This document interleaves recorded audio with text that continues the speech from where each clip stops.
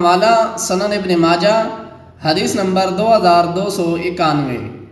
हज़रत जाबिर बिन अब्दुल्ला रज़ियल्लाहु ताला अन्हु रिवायत करते हैं कि एक मरतबा हज़ूर अलैहिस्सलातु वस्सलाम की बारगाह में एक शख्स आया और आकर अर्ज़ की, ए अल्लाह के रसूल, मेरे पास कुछ माल है और मेरी औलाद भी है और मेरा बाप वो सारा माल मुझसे लेना चाहता है, तो मैं क्या करूं? रसूलुल्लाह सल्लल्लाहु अलैहि वसल्लम ने इरशाद फरमाया, तू भी और तेरा माल भी तेरे बाप का है।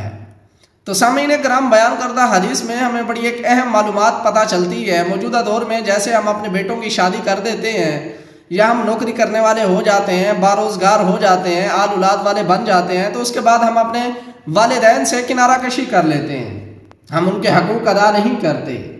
अगर वो हमसे कुछ मांग लें, हमसे कुछ माल मांग लें या दौलत मांग लें या पैसे मांग लें, तो हम उनको जो है ना इग्नोर कर देते हैं, हम नहीं देते, नज़रअंदाज कर देते हैं, जबकि ये बात सही नहीं है।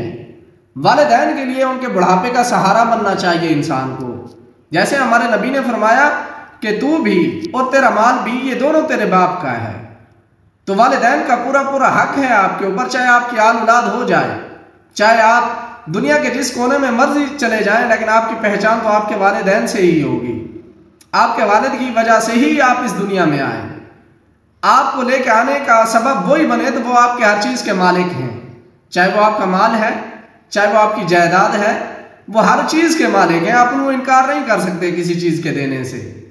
तो बहैसियत मुसलमान भी और दुनिया के अंदर रहने की वजह से भी हमें अपने वालिदैन का ख्याल करना चाहिए, वालिदैन की खिदमत करनी चाहिए।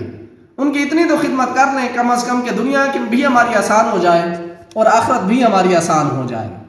जो लोग अपने